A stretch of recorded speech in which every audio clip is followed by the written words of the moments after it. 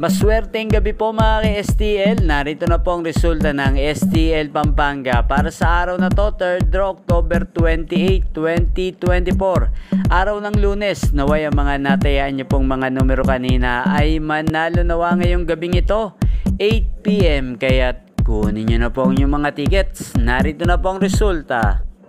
Para po sa STL Pampanga, 3rd draw result, 8 PM ang mga numerong nanalo, 19 at 27 in exact order. Sa lahat po ng tumaya kanina para sa 3rd draw ng 19 at 27, congrats po sa inyo. Panalo po kayo.